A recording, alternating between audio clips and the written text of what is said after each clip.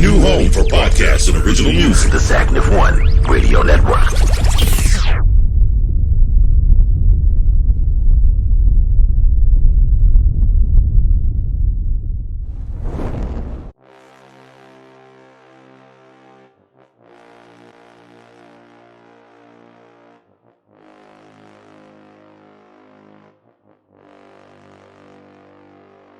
Nick Saban does not play anybody less than his. He doesn't put anybody less on the field than his very best players.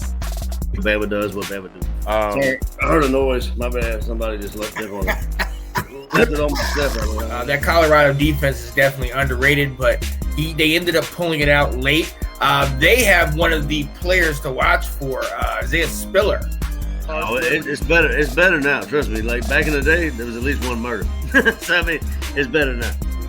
You realize that you're not doing anything to press your case by getting me to go down there. No, man, come on down there. It was only one murder. Yeah, they're only averaging one murder a year. And shout out to Florida. They're playing them this Saturday. Number 11 ranked Florida playing number 1 Alabama. So I think that's going to be a high scoring game. And wow. Well played, Collin. Well played. I did not see that was coming. you get a double finger point, one for me and one for Sean. You need to get you. Here we go. Get your popcorn ready. What's the big thing?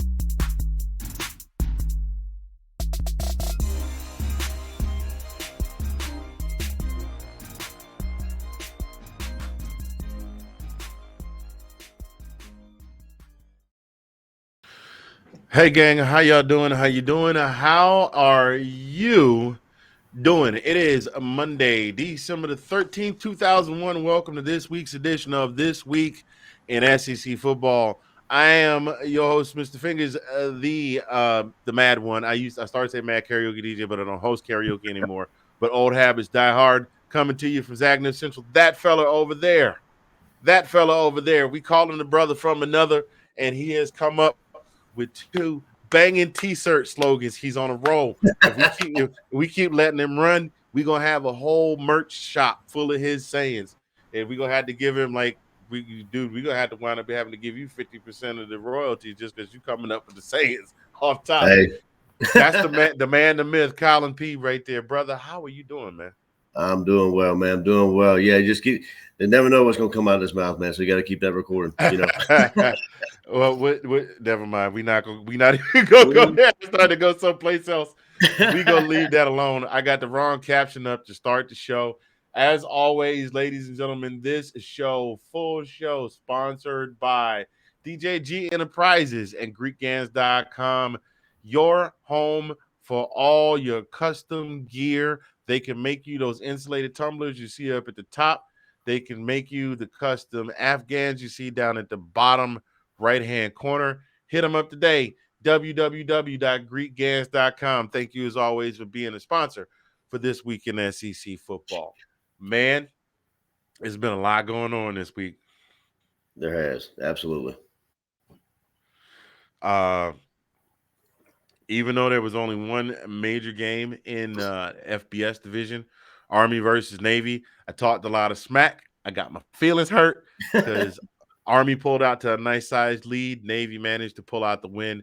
I'm not even mad because I like Navy as a football team. Their coach has come in and definitely brought about a change in the atmosphere. They have not been as dominant as they had been in years past, but he's definitely changed the atmosphere of that program. I mean, you know how hard it's got to be to coach a football squad when you are taking the best athletes from one of the most highly selective colleges in the United States. Sure. I mean, we there are schools with stringent admission policies. You know, the Ivy League schools. We always talk about the Ivy League schools. You hear about Duke and Brown and Harvard and Stanford and schools like that are hard to get in. Notre Dame. None of those have anything on the military academies. I mean, you have to have a letter of recommendation from a senator. You got to basically. Wow. I mean, you had to have a letter of recommendation from, just to get in. It's very, very, very highly competitive to get into these military academies. They only take the America's best and brightest, And so from there you have to pick and go, okay, which out of you guys are the best football players we've got? And that's Army, that's West Point, that's Annapolis, and that's the Air Force Academy out in Colorado. So, and they're all athletics. I mean, they've been put through the trenches of the athleticism. So, yeah, all day. So, congratulations to the United States Naval Academy in Annapolis, Maryland. Not too terribly far from where you are, as the crow flies. By traffic, It's probably like a day and a half. You got to carry a couple extra vials of blood and a box of dry ice, and stuff like nuts and beef jerky and flare guns and stuff in case you get lost on the way. Hey, but so yeah, not a lot of college football action going on this week, but a lot in the news though. Tons going on behind the scenes, man. Absolutely. Tons going on behind the scenes. The coaching carousel continues. I don't know if you heard this. You know, I follow our dear friend Gold and Blue guy, and he gets all the rumors that everybody else gets, but so far he's been spot on. He was the only one that said Lincoln Riley was not going to LSU. He's the only one. Everybody else said Lincoln to LSU, Lincoln to LSU. He's the only one that said Lincoln's not going to LSU. He dropped a nugget about Brian Kelly going to LSU right after Lincoln announced he was going to USC. Oh, did he? He dropped a nugget about Cristobal going back to Miami. And this one came out today. It's been about 3-4 hours. Ryan Day is rumored to be leaving Ohio State. Wow. To go to coach the Chicago Bears. Oh, he's going to NFL. Okay. I don't know how true that is. I have done zero research on it. And this guy is not Nostradamus, but he's been spot on what he's hit so far.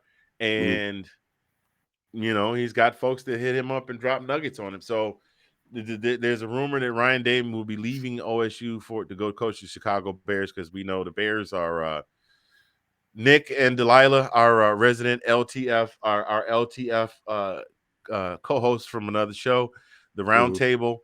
They are Chicago Bears fans. So you guys, I'm sorry, I'm just saying, Matt, your coach is not the coach you need. That's not the coach you guys need. Yeah. So, but we also know that it's very difficult to make the transition from college football into the pros. We've seen that. Yep. And we've seen it. Urban Meyer. Spurrier's done it. Urban Meyer's done it. Jimmy Johnson did it successfully. Barry Switzer did it successfully. But a lot of the folks that we've seen that have left and gone to try and coach in the pros, not exactly stellar. While I think Ryan Day is an excellent coach, he probably would be able to connect with the guys a little more because he's not as much of an age gap. So he's not one of those right on the fringe of the baby boomer generation age gap coaches. So he might be able to make something happen, but we'll see. And we don't know if anything's going to come up out of that or not. So that opens up the other question. If he does leave, who was Ohio State going to target? I mean, like, who else is left? I mean, coaches have been, snatched up left and right, the premier coaches, but you never know. Somebody might be leaving to, transfer to, I don't know. They have something behind the scenes probably. But yeah, well, I'm pretty sure if that's happening, then there's other moves happening too. You know what I mean? It's like, It's not like Lincoln Riley just jumped up and said, I'm going to USC. All of that work was behind the scenes. It's not like Brian Kelly left. It's not anything like that. It's like these things were in the works. Right. So if what he's saying is true, I'm pretty sure the athletic director at Ohio State is compiling a list with the athletic committee of candidates they would at least like to interview. And he's got his Although I don't understand though. That's something I don't understand. Why would you leave a program where you had a Heisman Trophy finalist this year? You're in the running for a national championship. Right. You had a Heisman Trophy finalist. Was it last year? Was Justin Fields? Yeah, that was last year. Yep. You were in the running for the national championship.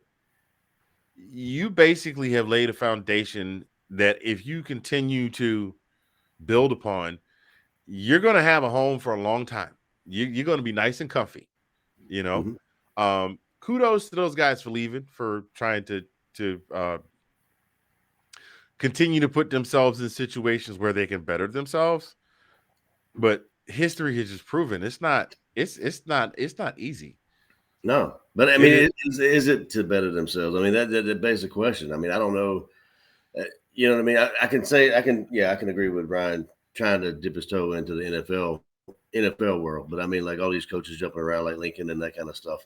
Yeah, I understand it's money, but I mean, I guess you could call that better than yourself. But but it comes up with the question you just raised about spending some time at these programs, building. I mean, and not necessarily getting to the top, but I mean, you're not too far away from it. Why do you want to leave that all behind? Let me walk that back. Maybe better yourself is not the phrase I should use. Maybe the phrase I should use is to challenge themselves. Okay, yeah, Because it's very easy for a coach to be in a college situation and get comfortable, win a couple of championships, and then rest on that legacy. And as long as they pump out 10 or 11 wins a year, and every other year win a conference championship, they're not going anywhere because right. they're the best in that division. That's why I have a lot of respect for Nick, because Nick is not satisfied. Nick is like, I want to win a championship every year. If I can't get one every year, I want to win every other year. And he's got 6. He's been there since what? He came in as head coach in what, 2010, 2011? I'm not even sure. God, he's Been a while. yeah, because let's see, he was at LSU, won a championship, went to the league. I think he lasted a season, 2 seasons, and then came back. So Right. yeah, he's been there at least a decade, and he's got 6 national championships, and is in the running to hoist the 7th. Right. So I give him a lot of props because he's not rested on his laurels and rested on that legacy. So Yeah. I mean, like you said, he could easily just sit back and just kind of take the accolades and just kind of cool it out until he retires. But he doesn't. He thrives on domination. yeah, absolutely all day. I mean, his one of the favorite terms he likes to use is rat poison. Like, Right. Well, man, I tell you, somebody said after they beat us is just it hit me right in the heart. He said, "Yeah, I usually he's talking to the media. He said, "Yeah, I usually call what you guys write and everything rat poison." He said, "But this rat poison is delicious." And I was like, "Oh, Nick, right here, Elizabeth, I'm coming home." I was like, "Man, that just hurts." Yeah. It's true. Maybe we took that rat poison. But anyway. Yeah, drinking the Kool-Aid. That's the other thing. That Yeah, he's very good at keeping his team from drinking the Kool-Aid. right. It is very rare that when Alabama loses in the playoff or loses in a conference championship, that they made a bunch of mistakes. They were just bested by the other team. Right. Like they weren't 100% their best this season, but they didn't make a lot of mistakes. They were just bested by Texas A&M that day. He keeps those guys focused, laser focused, and grounded. I've seen a lot of teams get to 8, 9 wins and then just get it handed to them at the end of the season because they start thumping the chest and believing the hype and drinking the Kool-Aid. He's good at keeping them from doing that. Yeah. True. So here's a question for you then. This is the next question I want to ask you. How do you feel? And we're going to talk about it with the next subject too. How do you feel about the whole deal with all the coaching jumping around? Do you think it's time for the NCAA to maybe take a look at it and start maybe come up with an overarching, I won't say mandate, but some kind of something that says if you're a coach and you're coaching our program and our program still has a postseason, whether it be a bowl game or in the running for a playoff and potentially in the running to play for the national championship, then Right. you must fulfill the obligations of your contract all the way through the end of your contract. I know why that doesn't necessarily work because they've got early recruiting started early this week. Mm-hmm. So there's that, but I think that's something that maybe needs to look at. That maybe the recruiting needs to be pushed back by a little bit because where are the kids going? They're going to be on holiday break. Yeah. It's not going to kill you to wait through January to go talk to these kids, unless there's Right. something if any of you are watching this video, whether you're watching live or watching the replay, please feel free to jump in the comments and let me know how that works, because I have not really gotten into the whole recruiting end of it. I'm a regular season guy, look at the stats, look at the box scores, break stuff down and see what I see. We're just starting. We're both starting to dip our toes into the recruiting aspect. So let us know. Right. But I think that should be part of it. I honestly do. Brian Kelly being a perfect example, and he's still getting pummeled. Yeah. Oh, He's still getting pummeled about my family. Yeah. In my opinion, he should be. I mean, but no self-respecting Southerner uses instant grits. Exactly. Take pride in our grits. But going to your question there, I mean, like how would they be able to do that? I mean, I don't even know. I mean, kind of to something similar is we were just talking about before we went live is the bowl games. Like you can't even make your players play in the bowl game. You know what I mean? You can't. There's no rules, no nothing like that. You know, to have them, they fulfill an obligation to make them or have them fulfill their obligation to the team. You know, if that's not going to happen, how can you do that? I mean, it has to be in the contract. I understand because coaches have contracts. I mean, and players, I don't know. I mean, I guess essentially they don't have. I don't know if they have like anything similar to a contract or whatever, but they probably don't. But I mean, don't worry, I'm coming for the players too. Don't worry. Yeah, well, I mean that's what I'm saying. But about the coaches though, how can you do that? Like, I mean, I don't know how they could actually impose a mandate having saying that they have to. It would have to be a clause in their contract, That's what I'm saying. It would have to be a contractual clause. And I think that the schools are going to start looking at that, because I have never, ever, in all the time I've been following college football, I've seen a lot of coaches get fired and then have to look for somebody to pick up a coach. Of course. But I have and just kind of have to be incognito and have everything unseen by everybody in the public, and basically pull the rug out from everybody, and you know what I mean. Yeah, the lie they never told out loud. Like we've seen a lot of that this year. Right. Is by the way, y'all, we got shirts for those. We got it's a great shirt. It's the lie he never told. We won't say who it's about, but I mean Boomer Sooner. So but yeah, I mean it would have to be some kind of contractual clause. Like, look, if you coach for us, mm-hmm.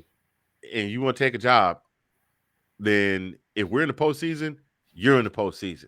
If we're in the playoffs, you in the playoffs, which means that any offers that may be coming your way, then you're just going to have to let them pass you by until, until the season is over. And if there's still any opportunities after that, then by all means feel free, because that leaves a program in the lurch. Stuff like that leaves a program in the lurch in a big way. And then in the case of Notre Dame, like, I think most of the kids from Notre Dame will play in their bowl game, because they made if anybody made an excellent choice was Notre Dame, because they promoted a guy from within the program that the kids were already tight with, that they respect greatly. Exactly. But that was the perfect move for Notre Dame to do that, because you see if they had conducted a coaching search and gone out and got somebody the kids didn't like, how many of those kids would either transfer or declare for the draft? A lot. Yeah. Or decide to not play in a bowl game. A lot. Yeah. So, but I definitely agree. I didn't even think about that. Yeah, that was a great move by Notre Dame. I agree totally. That it brings somebody within and promote him. Obviously he's got the ability to follow Brian Kelly. Because he's been there, and he's loyalty. I guess you'd want to say it, but there is none of that. Yeah, he was rewarded for his loyalty, so that's that's a good thing. Right. And then you mentioned about the students. I definitely want to get into that. Since we're talking about the coaching carousel, it's only natural to progress into this. That transfer portal is on fire. It is hot. With people I never thought I'd see in there. Right. I mean, just going back to yesterday, those of you that have not been, if you've been living under a rock, Bo Nix declared that he was entering the transfer portal. And then by last night, Tank Bixby followed and said, I'm entering the transfer portal also. So you just lost your starting quarterback and your starting running back. Now, I want to talk. Now, we're gonna. You know what? Actually, I came up with a little something this week. You know, I did my thing for the grading system. Not that one. I came up with it. Yeah, we hit the wrong one. Came up with a little, the thing we did for the grading system. So we're going to talk about notable names in the transfer portal.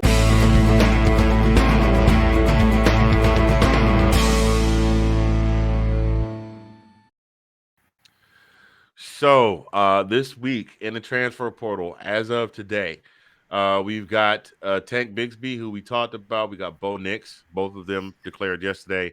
Bombshell from Max Johnson at LSU. Then we also have a couple of Spencer Rattler going back to win the conference championships over. We already know about Spencer Rattler. We also have Keaton Slovis from USC and Dylan Gabriel from UCF. And then we've got Quinn Ewers from OSU. And Quinn Ewers, as we know, I think Quinn Ewers is going to be the first multimillionaire with the NIL deals, I think. Because he's already bringing money to the table. Because I think he had money in his pocket and never played it. He played a handful of downs for OSU this year. Really? I think he's seeing the writing on the wall. CJ Stroud was a freshman, right? A true freshman, a Heisman finalist. His job is secure. So Quinn's not going to get to play for at least another 3 years. Right.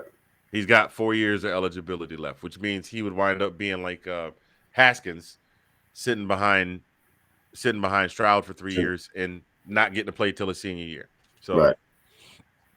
I don't have a lot of stats on him, but let's go ahead and talk about Quinn Ewers. Quinn Ewers was the high school phenom that forewent his senior year of football to come to go to OSU and play ball. He wound up backing up CJ Stroud. So it's not a red flag for me. It just means Ryan Day saw something in CJ Stroud that he didn't see in Quinn Ewers.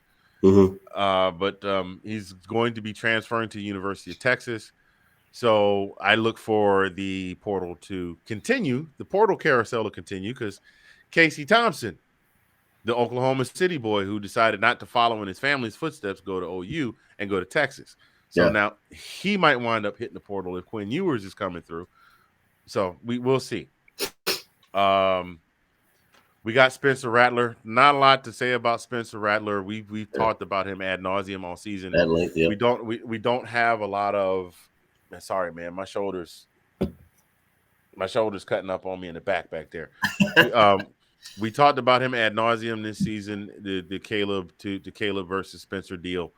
And he wound up being benched, and I think he only played 8 or 9 snaps the rest of the season after that. But he's jumping in the transfer portal, which might be the reason for Keaton Slovis from USC to be hitting the transfer portal. Maybe he's hearing the whispers in the wind that Spencer is going to follow Lincoln out to USC. Right. The quarterback room is not that deep. I think we had the conversation last year. How do you trust the coach that benched you?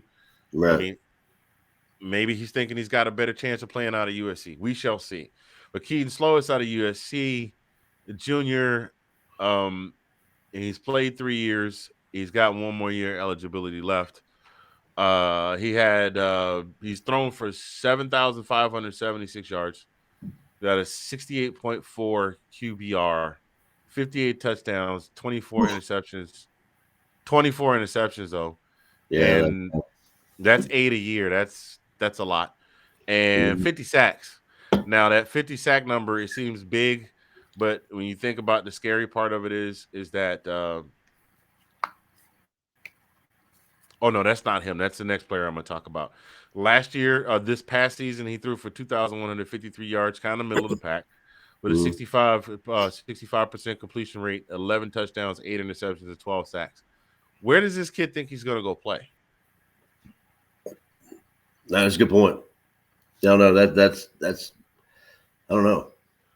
Who would be even like who would be looking for him? Like, I mean, actually, let me ask you this. So the transfer portal, I mean, like, do these kids have to go to these other teams and try out? I mean, do these teams actually want to pick them? They pick them out of the transfer portal? I think it's more of a free agency deal. I think the schools think of it as like Tinder for college football. Oh, you'll swipe right on whoever you want. So yeah, right, exactly.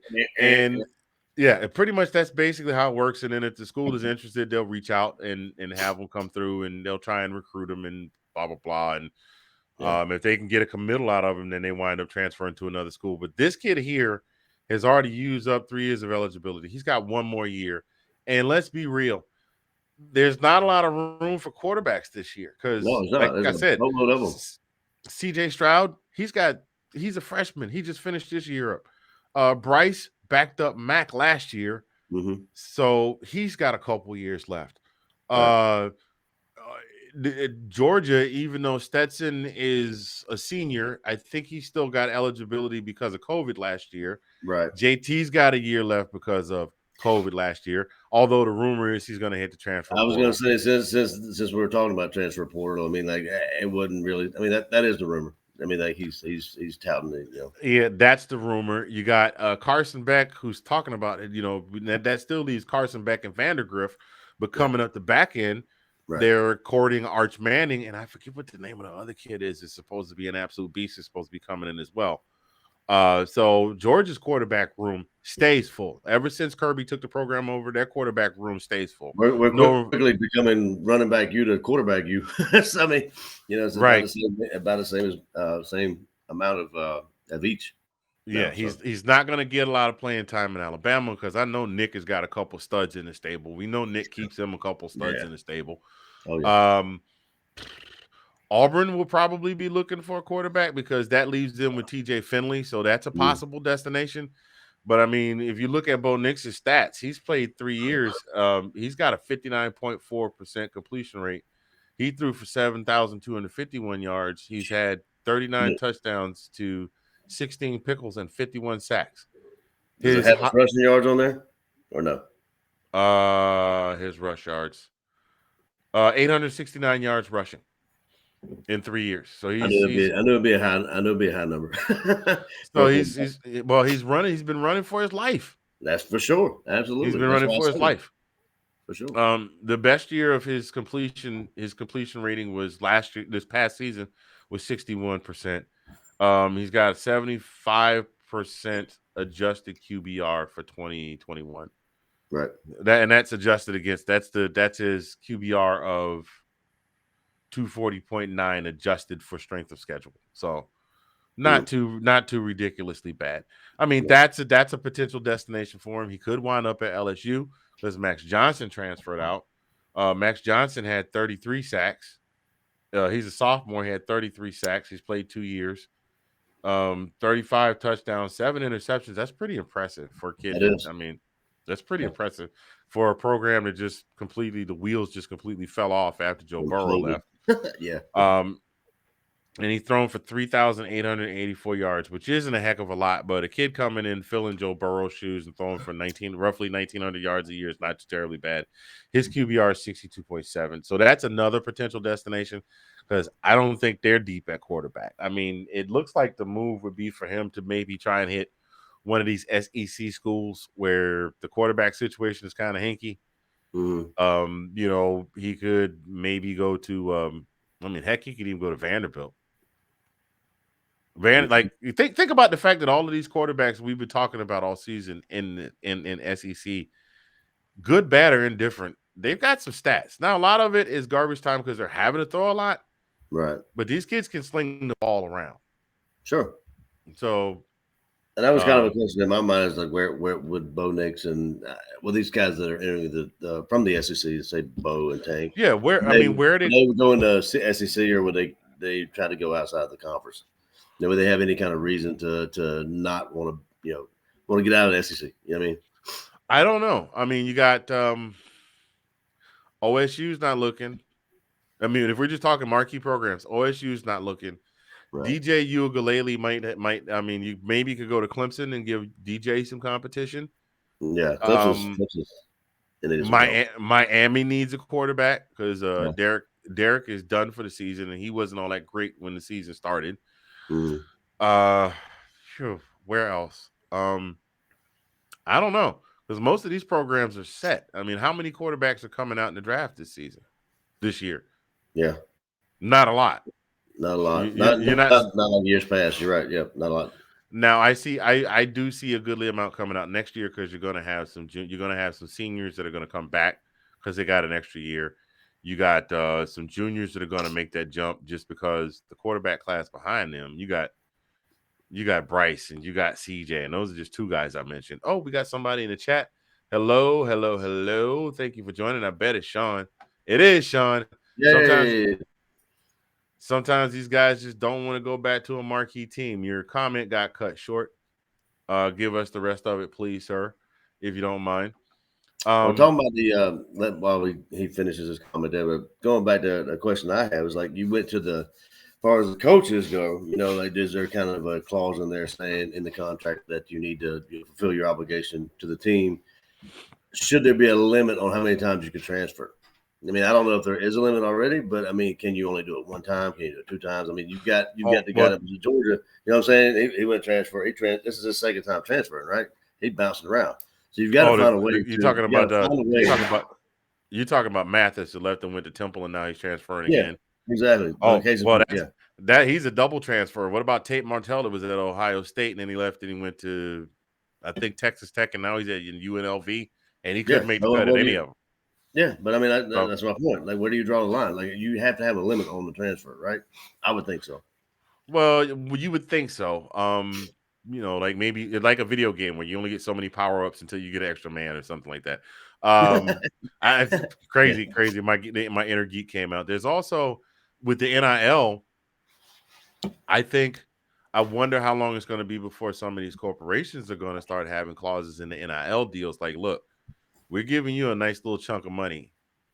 Like the places like Southern California and schools in like Georgia, for example, where you got these large corporations up north, or even like specifically like here in Oklahoma, where it's just Oklahoma, and you get some business to give you like $1.5 million. They're like, look, we're giving you a lot of money, and you're representing our brand, and you're representing our brand here in Oklahoma, and we don't have the capacity to branch out like a nationwide corporation. And we're going to expect that if you sign this NIL, that you're going to be here for at least 2 years. If we see a lot more of this transfer stuff going on with guys that already have this big, that are getting this money, I expect to see that starting to pop up, because I don't think the NCAA, I don't think that's something the NCAA can regulate. And you will play in whatever postseason game you have. And that would be the caveat. So I mean, you can do this because if you do this type of thing, I understand. Now, I don't know if the corporations have the wherewithal to do that, but I would think so, since they're offering them money. Like, look, we'll give you this money, but here's these stipulations. If your team goes to a bowl game, you need to play. If your team is if your team's, if for any reason you sit out for some injury, you can't play in the Senior Bowl, because we see that a lot, where kids will opt out of their bowl game to play in the Senior Bowl because the scouts are all at the Senior Bowl or the East-West Shrine game or whatever it is. So that's what I'm looking at. I'm seeing a lot of that coming. Let's see who else. Slovis. We talked about Slovis already. Now, here's somebody who I think could make a splash in the transfer portal. Dylan Gabriel at UCF. He's a junior, so he's depending on if he gets that extra year of eligibility because of the COVID, that would give him this year and his senior year. He's got a 67.1 QBR this past season. He only played in 3 games this year because he busted his collarbone, but he'd thrown for in that time prior 8,037 yards, 70 touchdowns, 14 interceptions. The biggest glaring thing in his stat line is he's been sacked 50 times, but that's not necessarily on him. No, exactly. That's not necessarily on him. And he had 20. He was at 22. He was getting sacked. As a matter of fact, he got sacked 22 times his first 2 years. Both years he got sacked 22 times. He's got no offensive line at UCF, and this kid is still putting up Still putting in those 8,037 yards. stats. But that raises the Now, question to me. It raises a question to me that you're speaking on these players that have, I mean, a little bit less than stellar stats, and they're transferring. You know what I mean? Do you think they're going to get any better? I mean, like they're not any slouches. I mean, like, what are they trying to achieve when they leave? I mean, more playing time, more exposure. I mean, Well, I can kind of agree with both, but what is their objective for leaving, like high profile program? You know what I mean? because they're not getting playing time. They don't think that they're going to get. It's like the Dr. Pepper commercial. It's like, have you seen the depth chart? I'm fifth. I'll never see any playing time this year. Rico's time is now. I'm talking about the ones you just noted. I mean, that you just talked about with 67%, passing rating, that kind of stuff. Well, I think the reason this kid is transferring is because his backup, Mikey Keene, stepped in. He didn't have all that great at QBR, but he threw for 16 touchdowns against 6 interceptions. Yeah. And in 9 games, he managed to rack up 1,600 yards of passing. Now, I know that ain't a hell of a lot either. No, but I get your point about in his case. I get your point about not getting more playing time, but I mean you throw in the Bo Nix and and Tank, those guys are superstars of Auburn, and they don't want to test the waters, and I'm trying to figure out why. You know what I mean? Well, I think one of the biggest problems, I think Tank's problem is, Tank has not been impressive with his numbers this year. He was supposed to be a world beater. He only had 5 games all season where he ran over 100 yards, and only 2 of them where he got more than 110. He had 164 yards in a loss against South Carolina in week 2, and then he had 140 some odd yards in a win against Michigan, University of Central Michigan. And those, I mean, he still managed to eke out 1,000 yards, which is impressive. And I'll get to your comment in a second, Sean, which is impressive, but he really didn't. And sometimes he didn't even get as many upwards of 50 yards. I think the problem though is that Harsin did not use Tank a lot it used the run to set up the pass, and now it's you use the pass to set up, you use the pass, and then you use the run to grind the clock out. And maybe there was a lot of pressure on Coach Harsin to let Bo do what he does, because he's his dad's son, or whoever his dad was there at Auburn. Yeah. And he's a legacy, so let him do what he do. He's a legacy, so let him do what he do. Yeah. And I mean, Bo put up these, but Bo is so inconsistent. But I would be interested to see what he could do if he manages to make his way onto a team that's got an offensive-minded coach that builds up a good offensive line. I mean, just the fact that Bo Nix threw for all those yards, what that tells me, kid is running for his life. He's been running for his life for a couple of years. Yeah, imagine what he could do with some protection, right? I mean, like, Yeah. So Sean's comment is they want to get a better chance to succeed. They also want a new change of scenery, new playing style, etc. And to follow one of that, Tank was solid when you consider the QB and how much Nix ran the ball. He did I agree with you there, Sean. I mean, he ran for 800 and some odd yards over the course of 3 seasons. So I could see Tank wanting to go somewhere. I still think Tank wants to go somewhere. I could see him coming to Georgia.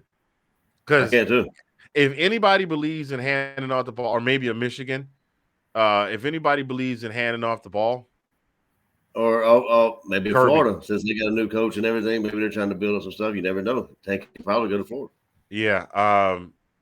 And then also, you right on the head, Sean. Outside of Bo Nix and Tank, that's their offense.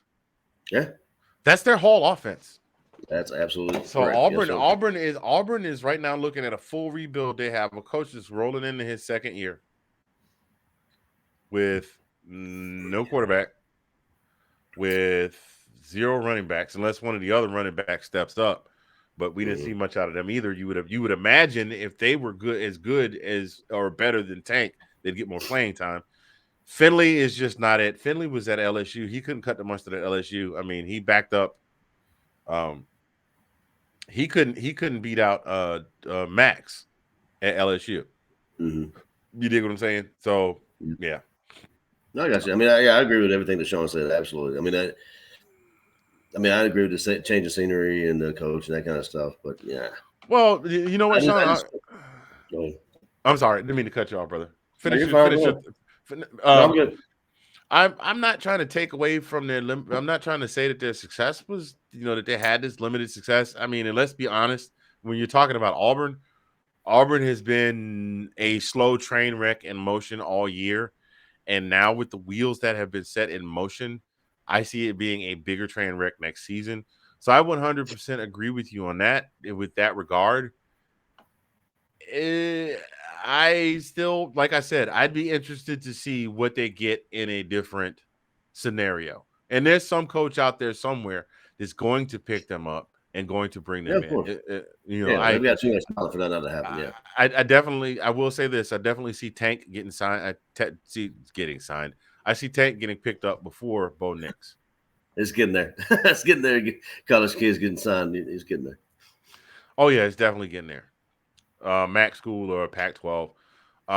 More than likely a Pac-12, I would think, especially with all that's going on out there. You got Dan Lanning making his way out to Oregon, so that's a fresh face out there. You got Lincoln Riley out at USC. Now, granted, he's going to be picking up quarterbacks because that's supposedly his specialty. But I mean, this is also the same guy that groomed and brought up Kennedy Brooks, who is a stud. So yes, we shall see. I mean, maybe he winds up out at USC with old Lincoln Riley. So with old T-Bow. So we shall see.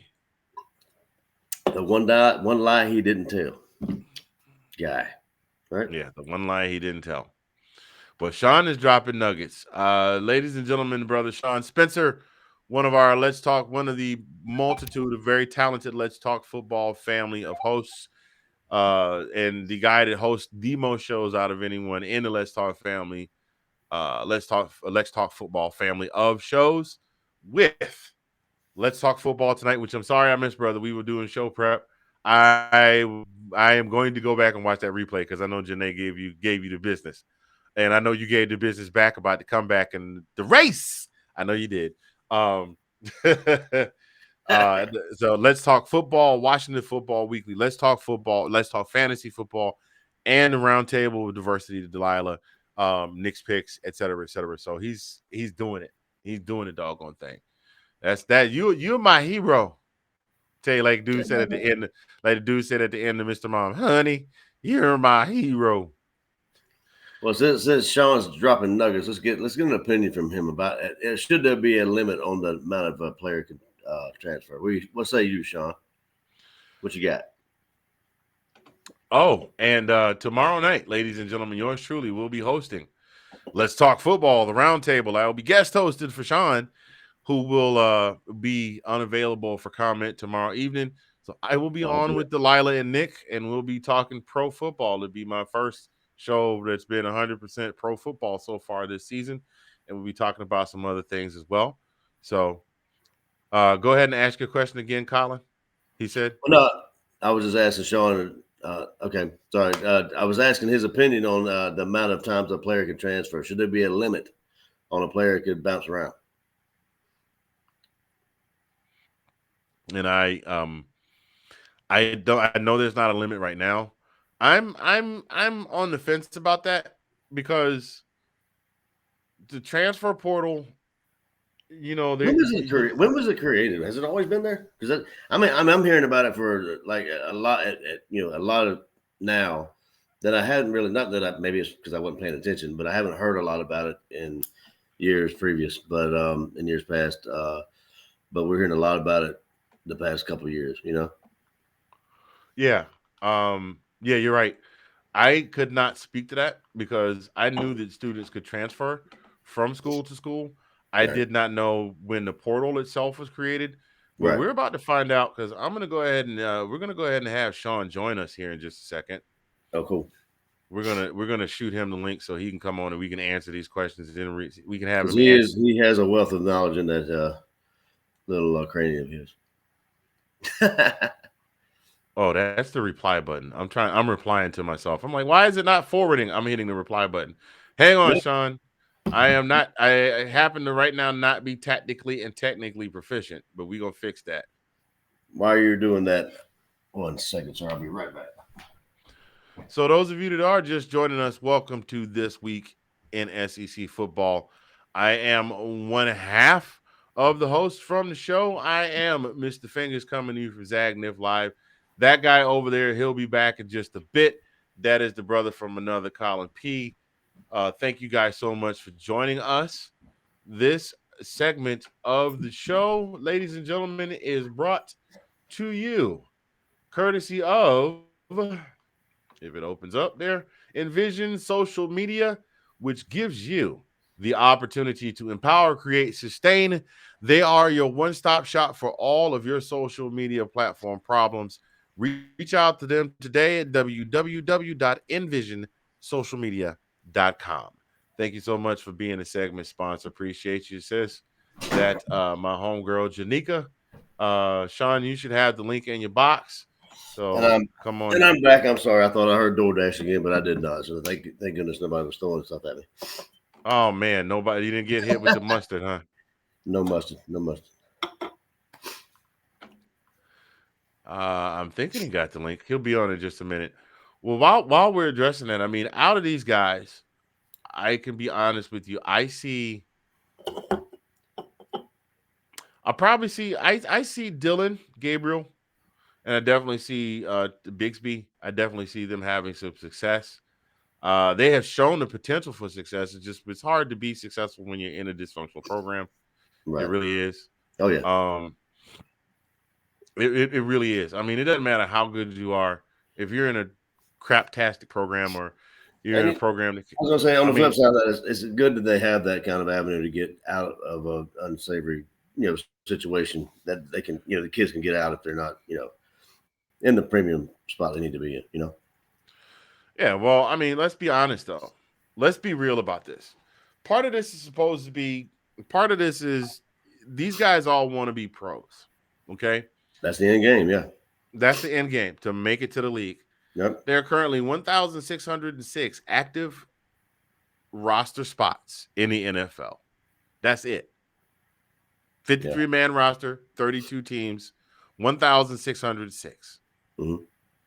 And as you know, the number of people that play football from Pee Wee to Pop Warner to high school to college, right, the number of kids that make the cut grows smaller. Absolutely. Because you might be the most talented kid in Bug Tussle, but then you get down to Bug Tussle State, you can't make the roster, and then you got to go across the state lines, right, and go play for what's the school from the Water Boy? Oh my gosh. Yeah, you got to go down there and play. You got to go down there and play with Bobby Boucher at the community community college down there in Louisiana. The Mud Dogs. Yeah, they go. Yeah, the Mud Dogs. You got to go play for the Mud Dogs down in Louisiana, and there are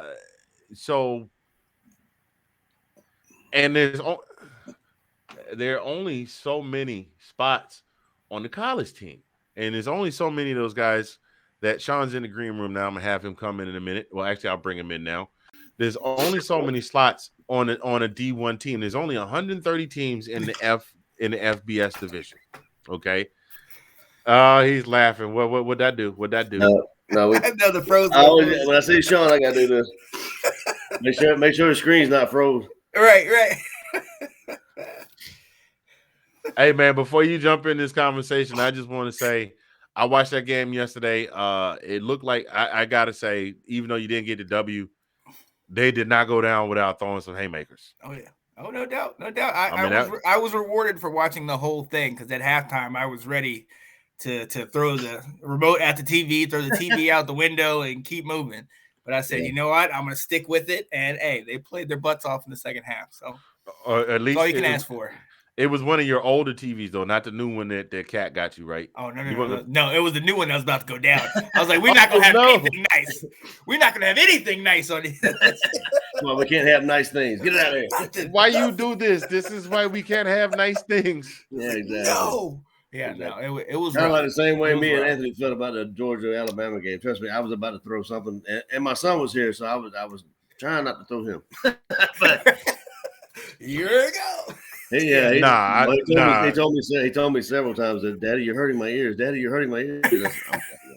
I'm screaming at the TV, but anyway, I digress. Yes. I have matured as a sports fan. If the game is going south, I just grow very silent and I just watch in silence. And then when it's over, I just turn it off and I just go outside and get a breath of fresh air, come back in and go, well, that didn't work out the way I thought it was going to. At halftime, we had to play a couple games of Mario Kart just to let me kind of calm down. Right. And finally after that, I had to just take your mind off of it, right? Exactly. He said, Daddy, you want to play a game? I said, absolutely. Turn this game off. Yep. No, I get it. But the worst part about it is that they did come back. So you already know. I had already conceded, like, okay, they're going to give it to me. They're going to tear me up today. But then we started coming back, and they made me believe. And then I started to actually start believing, oh, I can't wait. I know what I'm going to say. Oh, you were up, and now we came back. And then I knew it. And the guy was like, got you. You're still in the race. You're still enduring. Anthony reminds me of the SEC short by Georgia Hope. Worst thing ever is Hope. You could do it for the Braves, but you can't do it for me. You know, right? Absolutely, man. Absolutely. But look, man. To get back on college football, to answer your question, the transfer portal came about in October of 2018. So it ain't been around that long. Very, very new. Okay. I looked up how many times somebody can transfer. I wasn't successful in finding exactly how many times they can transfer, but it had a lot of interesting literature on it. Good question, though, right? I mean, like, yeah. You know what I mean? Oh yeah. I didn't think it could happen twice. So to hear, Anthony, you were talking about the guy that transferred Tate Martell. Well, I think Tate Martell. I think that was pre-transfer portal. But DeJuan Mathis definitely left Georgia, and then went to Temple. Yeah. Right. And now he left Temple. Oh wow. So. Yeah. But it goes back to after that, though. I mean, do colleges care how many times a player transfers? You know what I'm saying? Like, it just do they want? Is it any kind of like liability to that college that picks them up? You know, he's going to be going. It depends on the player. Yeah, it depends on the player. If Bryce Young transfers, obviously they're going to have an issue. You know what I mean? Right. One of these studs. It's kind of like an employee, right? You know, you get employed to bounce around job. Right. I mean, it kind of gives you kind of a mentality. There's so many. That's the problem. There's so many of these guys. That's why, like, even when you guys are saying, "Oh, what if these guys goes elsewhere?" That's why a lot of these guys go to the smaller school. When I say smaller, I mean the MAC, the Mid American Conference, Kent State, Ball State. You know what I mean? Yeah. They'll go to the Pac-12 because they're down, but then maybe the Mountain West or the Fun Belt or the Sun Belt. They'll go to these schools. And where they might not get as much attention, they'll actually be able to have full reins of the offense if they're a quarterback. Or they'll get 30 touches and won't have to share it with anybody if they're a running back. Right. No, I get that. You know what I mean? Yeah. So, I mean, that's sometimes the reason why. Because like you guys said, like, there's, sometimes when you talk about Alabama, Bryce Young is not the only one in that stable of quarterbacks. You know what I mean? We're already talking – 3 teams in the NFL currently are starting quarterbacks from Belichick. That shows the amount of, studs he has in there. And same with Georgia. A lot of these big name schools, they have so much competition that sometimes these guys are like, my dream before when I was coming out of high school was to play here. But now I like you said, the Dr. Pepper commercial. Rico, you see where I'm at on the depth chart. Rico's time is now. So he'll go. If I can go to Buck Tussle State and dominate a la Steve Aaron McNair, you know what I mean? And maybe they'll look at me as opposed to I had one good game here at Alabama. Right. Yeah. No, I understand. Any of you guys need a punter? Nah, we good. I brought Dr. Pepper. Welcome to state. Right. Come on. But here's go ahead with what you were going to say, Collin. I got to put my thoughts. No, I was just saying I understand all that. I understand the pluses. You know what I'm saying? I'm just kind of trying to focus on the being devil's advocate here. I'm not saying that like I'm saying about bouncing. And I agree totally. The player needs to look out for his own interest, where he will fit in, where he will shine the most. I get that. But I mean, at the same point, how does that look? You know, outside perception, whatever have you, if it even does. You know what I'm saying? I mean, I'm just devil's advocate here. So I mean, I'm just saying, like, what it reminds me of, basically, I just said that it's like an employee that bounces job. You put that resume out there. Well, why'd you leave this job? Why'd you leave this job? Why did you leave? Real quick, and if he can say, Anthony, dude, I want to get playing time, then absolutely that's a good enough reason for me. Real quick, Anthony, like we've seen, the coaches ain't much different. No. We've seen that they don't have any loyalty. You know what I mean? We talked about that. Did you catch what I said earlier? No, I didn't know. I just came in after our show. My bad. There's a possibility. There's a rumor floating that Ryan Day is leaving Ohio State to go coach in Chicago. Dun, dun, dun. Are you serious? Oh yeah. Yeah. That's just... But see, that goes back to the coaches and players. That can be in the contract, right? Exactly. But I mean, you can't do that to the players. That's crazy. That's just crazy. That hey, look, and like to your point. Did you? Sorry, I was trying to get a video queued up to play it, right. and hit the button by accident. Still don't know what a U is. Yeah. But no, yeah, but I lost my train of thought because I was starting to laugh at that youth. I'm about to go watch that movie.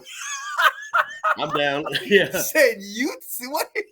Yeah, 2 youths. So you mean to tell me that you could identify those guys through these bushes, this tree, this rusty screen door, and those glasses? I'm done with this guy.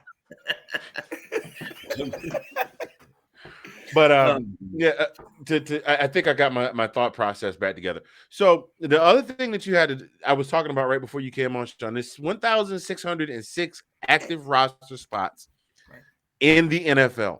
Right. Period. I don't have the demographics for how many kids are playing at the D1 FBS level right now, or how many kids actively playing high school and prior to that. But if you think about the fact that these numbers are just starting to trend. And also, another thing to consider, a lot of these coaches in the NFL are either children of the baby boomers, or they're in between the baby boomers and Generation X, which is what I think I am. They're in between those generations right there. Yeah. And so they still have that old school mentality, team first, me second. Right. You know what I mean? Now, of course, that's starting to slowly make their way out. You see what they did with Mike Singletary in San Francisco. He was like, can't play with him, can't work with him, can't do it. He was gone after that. So, but you still got a lot of those coaches that are like that behind closed doors. And if God help you, if you wind up going to a Pittsburgh where the Rooney family stands firmly behind Mike Tomlin, and Mike says, hey, dude got to go. We can't keep him. He got to go. Yeah, man. So that's my best Mike Tomlin. That's the best I can do. But I got to take my glasses off. Not bad. Yeah. You need a hat. You need to have the hat on with it looking down. Hold on. Wait a minute. There we go. Put the hat on. Right.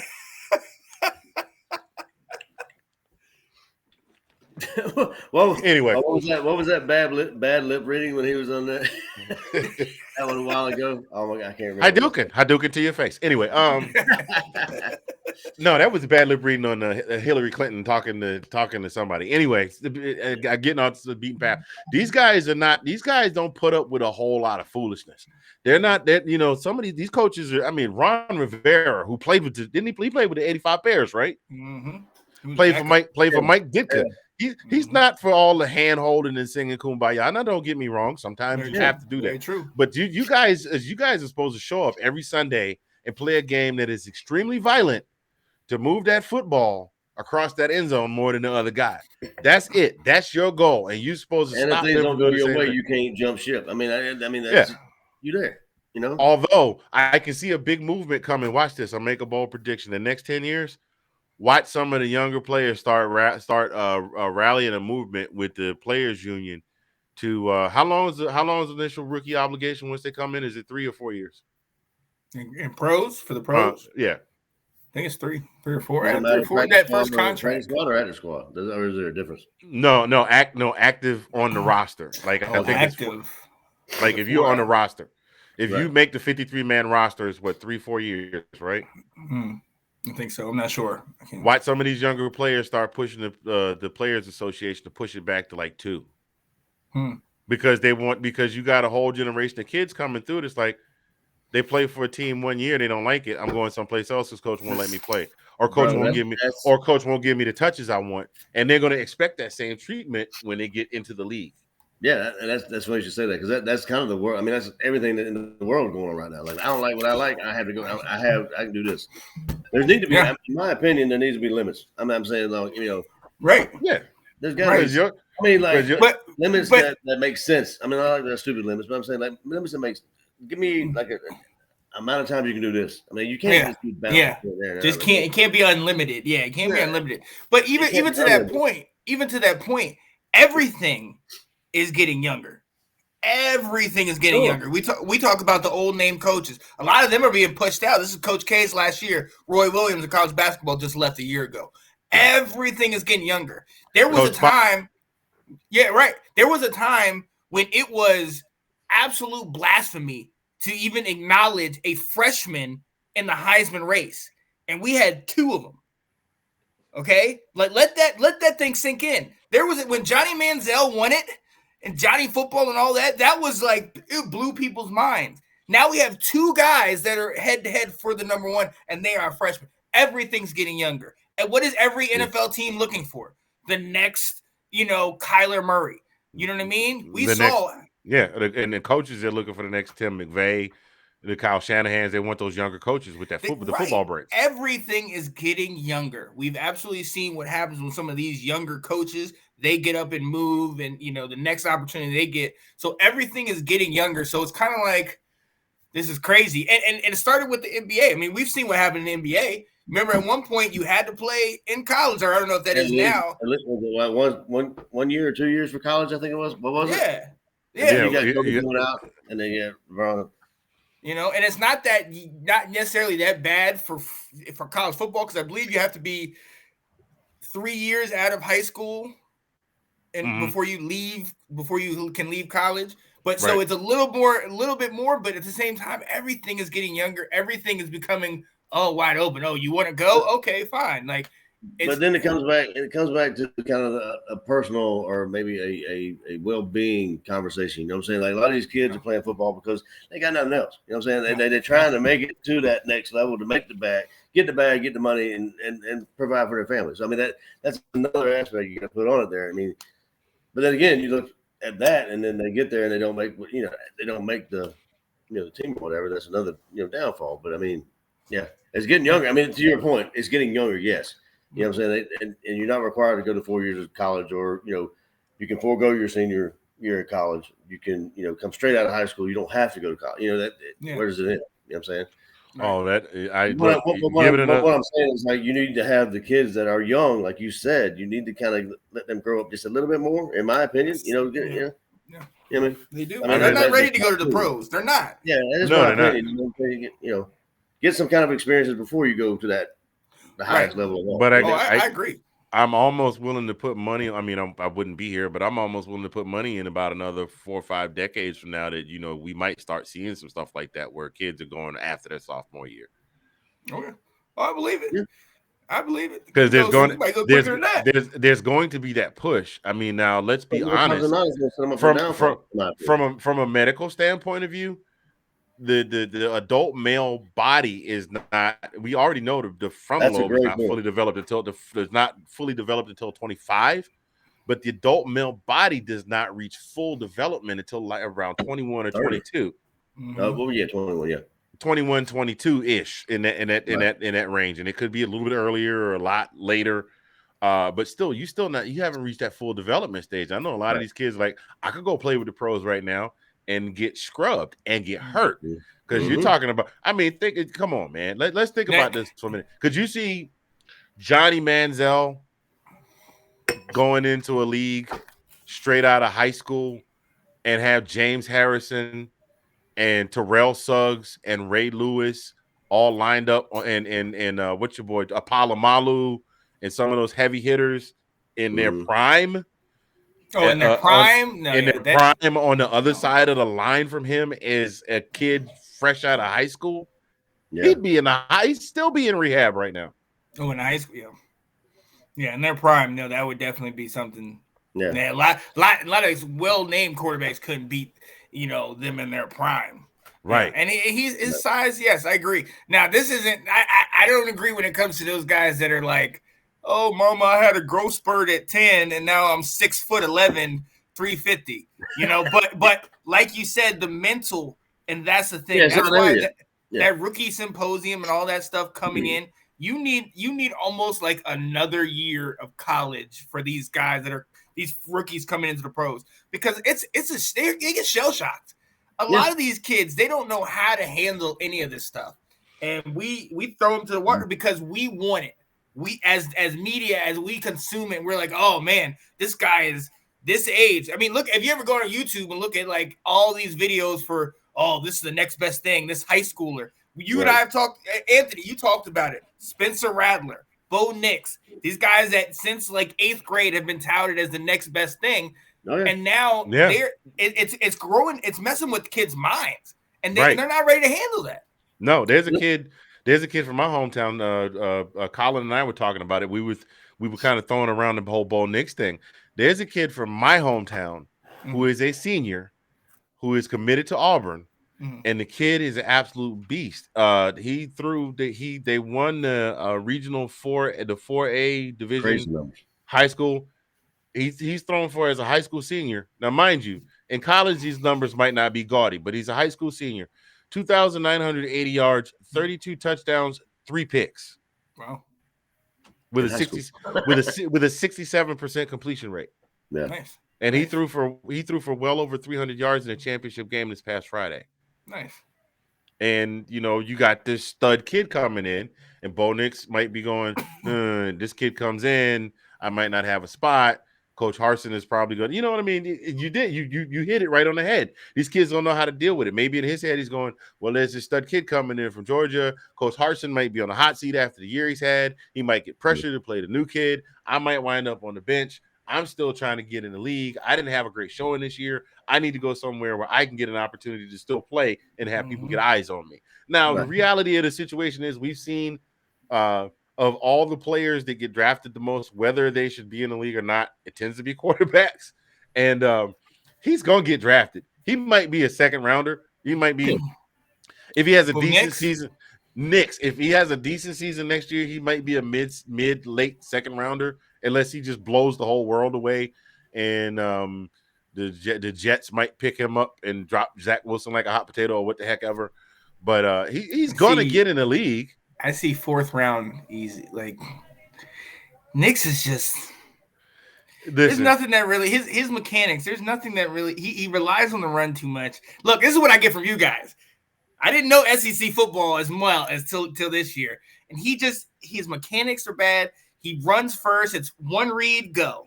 You know what I mean? It's playground football. I mean, that's like football. Exactly that. It's draw it up in the sand. Let's see. I just didn't think he wanted to deal. I think you're right. He didn't want to deal with some young kid coming in there and taking his spot. On the flip side, every year it's like, dude, especially the SEC. Every year there's 5-star guys coming. This guy's the next best thing. This guy's how many Mr. Georgias or Mr. Floridas have come and done it, and it's just like, man, until you get on that field and do it. Like, look. Let's go to your quarterbacks. JT versus Stetson. If go on paper and like you see how your fan group how they've been, everybody JT. But I'll tell you, I'll go to around the whole country and top five QBs that I'd want to have. Stetson's one of those guys because he sat there and said it's team, not me. You know what I mean? Another guy like that, Zach Calzada at Texas A&M when they beat Alabama. You can't measure that inside. You know what I mean? Man, look at he's under 180. I forgot to mention he's in the transfer portal. Yeah. But yeah, you Zach Calzada. He just announced today he's entering the portal. And that's the thing. He parlayed this year into that Because before that, nobody knew who Zach Calzada was. You know what I mean? But having that performance that he had against Alabama, you can put that on your resume. Now all of a sudden, Zach Calzada, let's see where he goes. But see, that's another point. I mean, that you get in the transfer portal, then your name's all over everywhere, so everybody knows your name. Then if it wasn't no longer right. That's and another point. That's a great point, Sean. Great point. We've had quarterback controversy now going on 5-6 years. Eason from Fields, from and Fields, from and Stetson and JT and Stetson. Who was the one with Stafford? We had one with Stafford too, didn't we? I forget. I don't think we did because they went hard. Like Mark Richt was not that guy. Mark Richt was like, this is my guy, and I'm going with my guy. And they went and got that was a big pull because Texas was after him hard. He was a Texas boy, and they went and got him out of Texas. And I got a chance to stand on the sidelines and watch that boy just fling that rock like it was nothing. Flip 75 yards down the field. AJ and had AJ Green and Mo Massaquoi too. Oh, good God! Could you have seen if he had no Sean Murray? Yes, no Sean Moreno. Yeah, and go back to our conversations. Fields, that Fields was behind when he showed his behind in a good way at the Rose Bowl. Against Oklahoma, came in there with ice in his veins. Just came in and didn't look like a freshman, and then Fields saw the writing on the wall or what have you. And then I'm sure there's some other things in the news that had happened probably to go to his decision as well. But I mean, where did he go? He went to Ohio State. There are success stories in like moving to different types of teams. True, but a lot of those. But do you think that a lot of those are few and far between? Because look at what's happened with the transfer portal this year. TJ Finley leaves LSU, goes to Auburn, winds up backing up Dr. Jekyll and Mr. Hyde. Tate Martell leaves Ohio State, goes to Texas Tech, can't make the roster at Texas Tech because he was supposed to be the heir apparent behind Haskins. But then Fields is coming, and he's like, nah, he's not gonna come here and take that from me. And then he's like, oh shit, he's good. I forgot we try and keep things clean here. So keep PBS in there.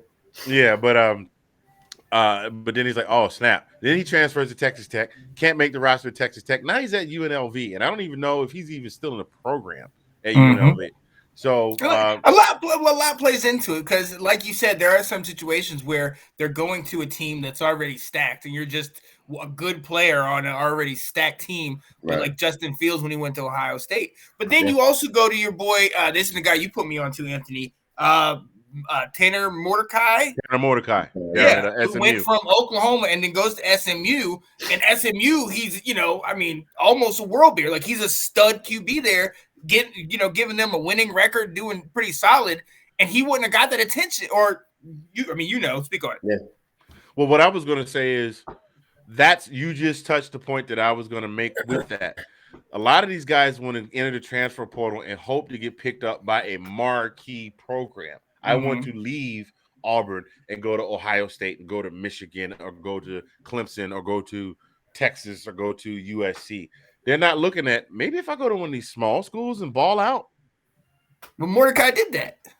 I'm going to go to a small school and ball out. Yeah. And I might go from a low second round, mid third round to a high second round pick. And a high second round pick, generally those guys normally wind up making the cut as long as they don't crap the bed when they get to camp. So I can do the same thing. Stetson did the same thing, right? Mm-hmm. Yeah, he transferred. He went to JUCO and he came back. Yeah. So I think that therein lies the rub. Now, here's the question I want to ask you. We're going to get to the house divided in a minute with the transfer portal.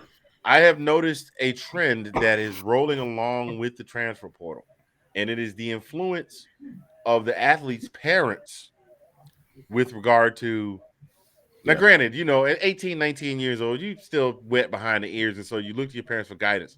But how much do you think of a role you think those parents play in? Well, he's not letting you play. We're just going to get you someplace else. You get what I'm getting at? Mm-hmm. Well, I mean, if you knew you're holding a lottery ticket, what would you do with the lottery ticket? You know what I mean? You'd hold it. You make sure you protect it. You make sure you get all the best out of it. Let's be honest. You guys, Collin, you mentioned it earlier. A lot of these guys, football is everything.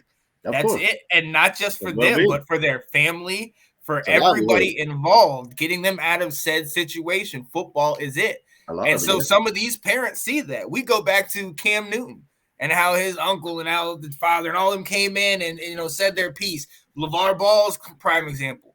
But at the same time, these guys are in here because they're like, listen, this guy has rare ability. He is sought after by X, Y, and Z. Yes, I'm going to sit here and put my 2 cents in because, and they lean on exactly what you said, Anthony.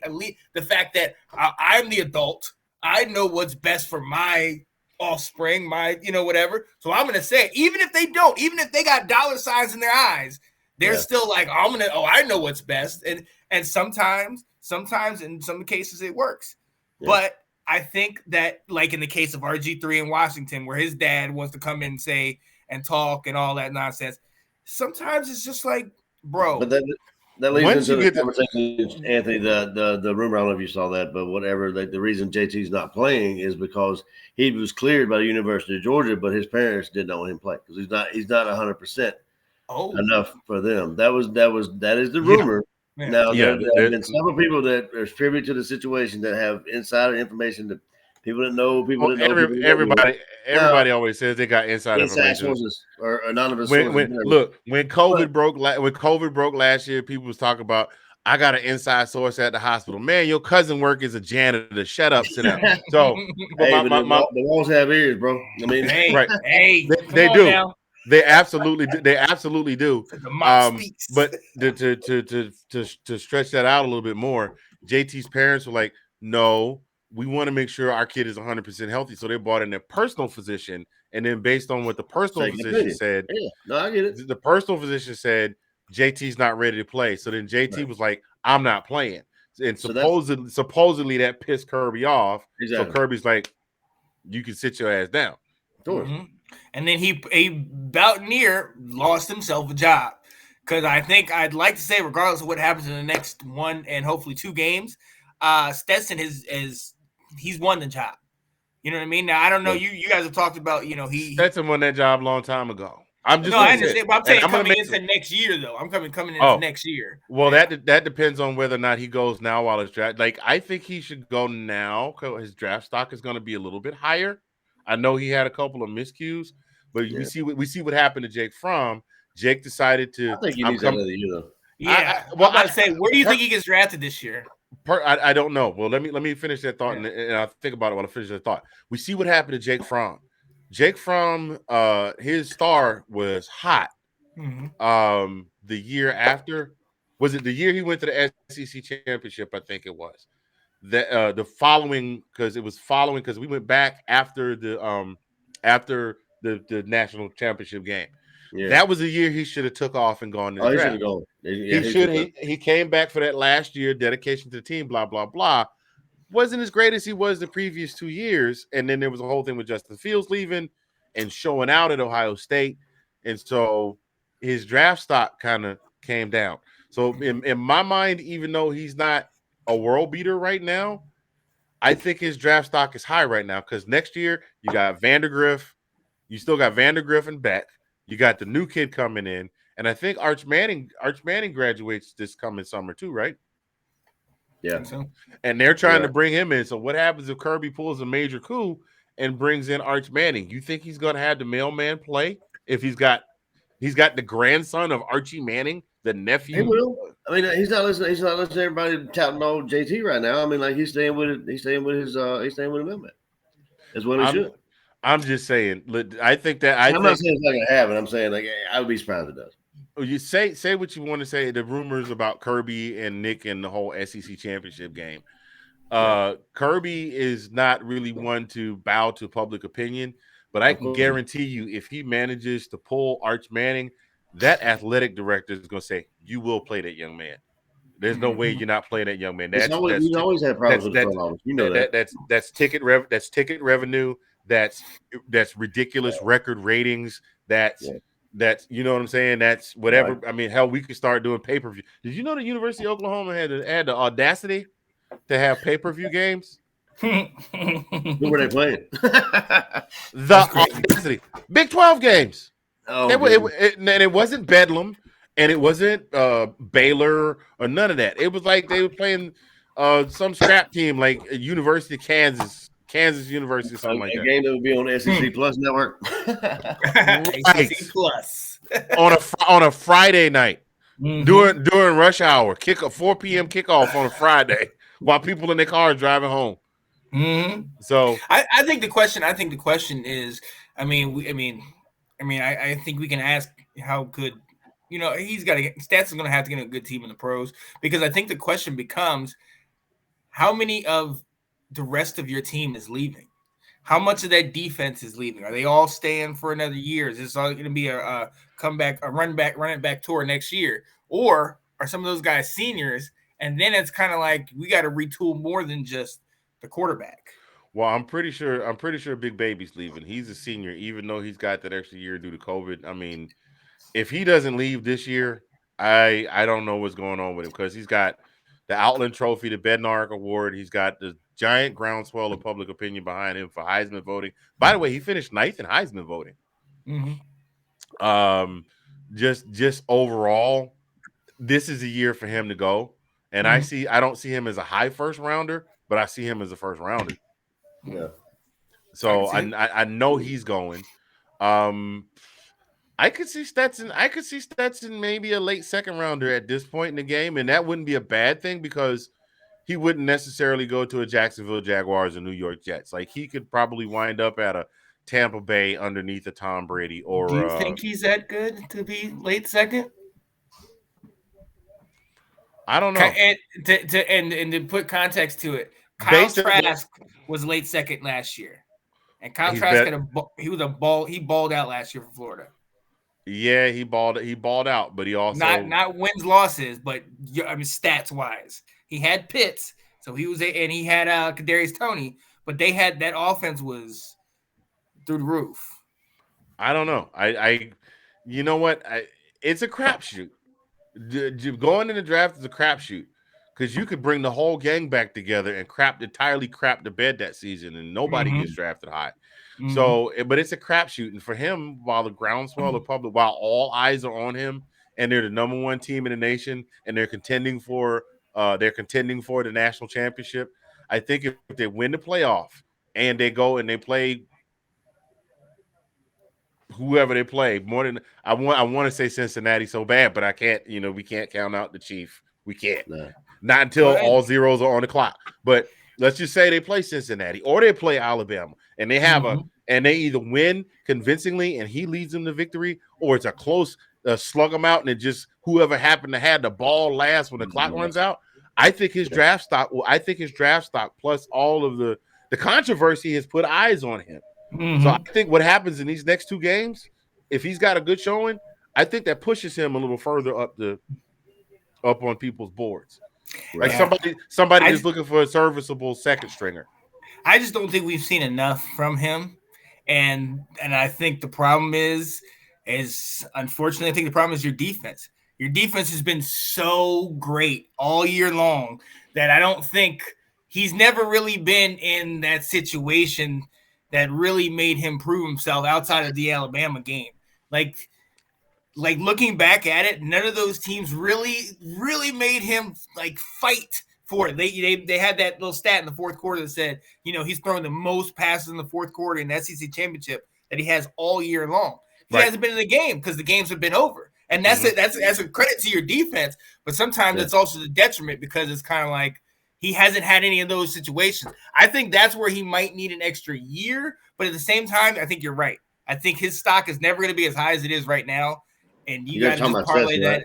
Yeah, you got to just parlay that into it. Well, and if I can interject, I mean, like the beginning of the Alabama game, he completed passes to 9 different receivers. You know what I'm saying? Right. And that, I mean, he was good. And that when we were up 10-0, then automatically, put the clip up. Bama doesn't. Man. Here, oh man, doggone it, you beat me to it. By the way, folks, those Bama Does What Bama Do shirts, we've revamped them and they look fire. I love them. Sean, you see the new ones? Oh yeah, with the Oregon Trail ones. No, that's the one that's the Oklahoma one. We did. I want to see that was hilarious. We did a new one with a new. It's Bama Does What Bama Do, and then it's got the elephant at the bottom. It's got a charging elephant. Oh, I like that. It's on an all black background. It's definitely Collin P approved. Absolutely. Yeah. But what was that? Here's the one I was gonna give you. The Bama Does What Bama Do. we go. I was trying to give you the lead up there. Without saying it. But the reason that I was going to say this is a good year for Stetson to go out is because there's not a huge quarterback class coming out this year, but every team needs quarterbacks. And like perfect case in point, you had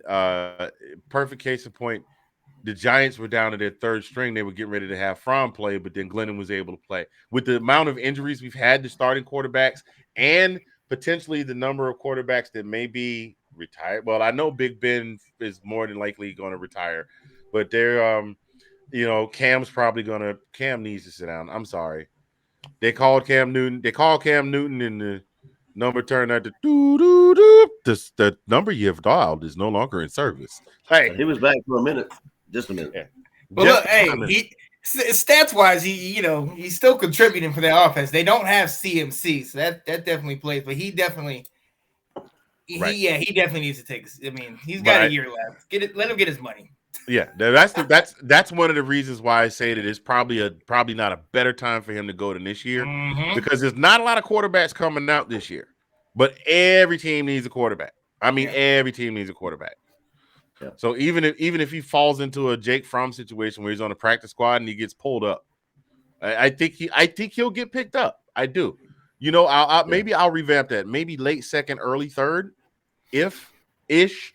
But I think he'll get picked up because those. Like I said, I was impressed the turnaround he made. I love your face right now, Sean. Sean's like, I'm not. Sean's like, I don't know.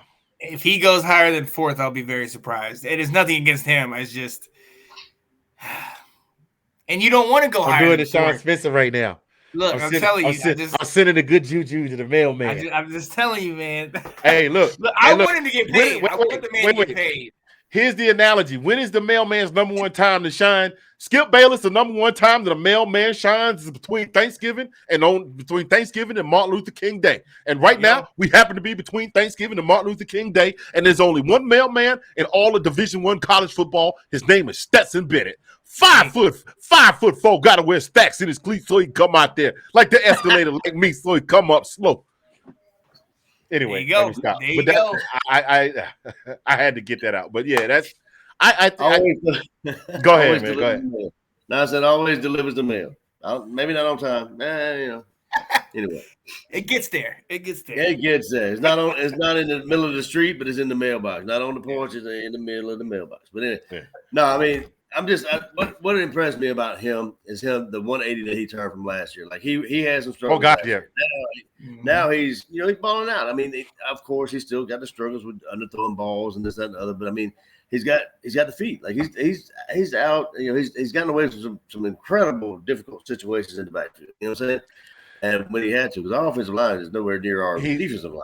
But I mean, he made plays. He's not a Bo Nix though. He's not a Bo Nix. Like he's not going to go out there and make circus plays. You know what I mean? He reminds me of. He's more of a Steve Young than a Johnny Manziel in the pocket. Like Steve Young surprised a lot of people. Steve Young surprised a lot of people with how well he could scramble. So he doesn't run all the time. He doesn't have any designed run plays, but when he's got to, he can make happen when needs to happen. In a perfect world, you'd have JT's arm and the mailman's legs. I mean, in a perfect world, that would be what we want. But unfortunately, they can't be in the field at the same time. Yeah. Now whose mustache would they have? Because we've seen them both with the porn stash. Who's got the better porn stash? I was surprised. I was surprised to see what JT looked like. I was like, oh, without his helmet on, I was like, oh, that's you? You the 5-star? All right, man. Actually, JT kind of looks a little bit like Doc Holliday from Tombstone. I'm your Huckleberry. When he grows that mustache out. Absolutely. Why working on the ball too, so I can see him in practice right now. It's like, him and the DBs are arguing. It's like, hey man, you short through that pass, you short through that route, so you cut me off and get my reps. It's like, why Keely Ringo? If for 2 seconds I thought we weren't friends anymore, why I couldn't bear it. He reminds me of Tom Brady, man. He's a good looking. He's the the good looking guy on our team. Yeah, I suppose. Well, that's my 2 cents on that. And honestly, let's get right on by that. Nah. It's just we've been on the Stetson for a minute, but the topic ties in. This house divided. the fan base is still, I mean, the groundswell. Fortunately, there's not been a lot of groundswell from the fans to fire Kirby. I think, oh boy, I took a peek at it earlier today. He's up to like $150, like literally $150 of his $15 million goal to fire. On the GoFundMe? Oh shit. But so unfortunately, nobody else is jumping on the Ozzy Osbourne crazy train with him on that journey. But it's still, that's been our biggest thing. And I think, I mean, what do you guys? Well, you know, Collin, you and I talk about it all the time. Sean, what are your thoughts on this thing, man? Well, I mean, I think, I mean, I posted a couple of times in the group that is called Georgia Football Fans, and it's amazing to me how it seemed to me like how happy. I mean, it seemed to me people were legitimately happy that Stetson had a bad showing against Alabama. Like, we actually lost that game. They finally got that "I told you so" moment. I mean, it was amazing to me how that happened. You know, I don't understand fans, quote unquote fans, that are actually happy and wishing for a bad showing from a quarterback of your quote unquote, you're a fan of that team. Mm-hmm. You know, I don't understand why. I mean, we were undefeated till that game. You know what I mean? Stetson, you know, regardless of how he plays, regardless of the mechanics, regardless of how you think he is or personally, you know, your personal opinion, does not matter. The dude won. You know, we were undefeated. And he kept his job. You know what I'm saying? Yeah. But everybody, I mean, JT, I mean, who can, I mean, JT may be the better player, but who's winning the ball game? I mean, you know, there's not even comparison. Mm-hmm. I mean, he came out. He was going to mess up. He was due to mess up. Like, I mean, that was a great run. You're right. Like, he was due to have a bad game. Now, I'm going to go off kilter here a little bit. I mean, that game, it freaked me out because, I mean, like, Georgia's never played that bad. Bama's never played that good. Mm-hmm. So I was just like, I mean, I'm not into the conspiracy, all that kind of stuff. It was something weird for me to see. You know what I mean? Bryce was just and that's the reason why Cincinnati's gonna win. Because Alabama's never played that good. Let's go. They haven't, dude. Bryce had not played that good all year. Right. And hey, Sean. Hey, Sean. Don't make me angry. You wouldn't like me when I'm angry. To that point, like Sean, you understand, we talked about the secondary Georgia is going to get exposed, and they did. Yeah, you know what I mean, several times. But I mean, it helps when you have busted coverage. I mean, like you have a wide open dude up in the corner there. I mean, like, you know, even Kirby addressed that. But I knew all year that if we played the right team, I mean, kind of figured it was Alabama, but I mean, we're going to get exposed in secondary wise. And that dude went, he went his own. What we talking about? I hate his own. I mean, like, you should be mad against Alabama all day. That's what I'm saying. Oh yeah. And look, me personally, y'all know I watch all football. I watch all, you know, Pac-12, Mountain West, all that stuff. I watched J.C. Daniels a couple years back. Look, in my mind, I don't know if y'all remember Matt Barkley. You remember that guy? He reminds me of that. Okay. Yeah, he might have been a world beater in high school. Yeah, he might have been highly touted coming into USC. He ain't this amazing guy. Is he technically, if you rated them next to it, is he better than Stetson? Yeah, maybe. Maybe if you scouted him, yes. But it's not about who's better on paper. It's about who has put in the work and who the team loves, which is Stetson. So that's ridiculous. And that's, I've seen that happen, what you're talking about, Collin, with fans are just like, oh, they don't even care about the game. They don't care about that you've been dominating all year. They just, oh, this guy's not playing, so I'm going to have an issue. Man, go cry me a river. I don't ridiculous. I mean, like, you see it live.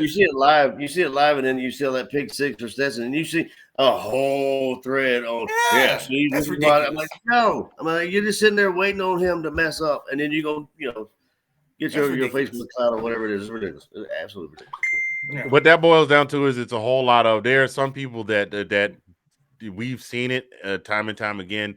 There's a ever growing sect of people that are the "I told you so" people. In my opinion, is the only one that's right people, and they could not wait. They were happy. They were like, see, I told you. Yep. Oh yeah. Yep. And that's hard for me. It didn't disappoint either. Anthony, you saw it at the same time I did. It did not. I mean, it happened right off the bat.